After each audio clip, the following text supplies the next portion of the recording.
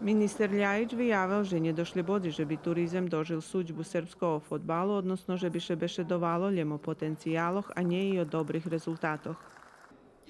Не любил би им keď by náš turizem dožil suďbu našoho fotbalu. Думам, že turizem ljepši od fotbalu i verim, že máme vecej potencijalu, ktorý treba vyhasnovac. U turizmu nevažne co mace, ali toto co mace važne na najljepši sposob vyhasnovac. To še okreme odnoši na Vojvodinu.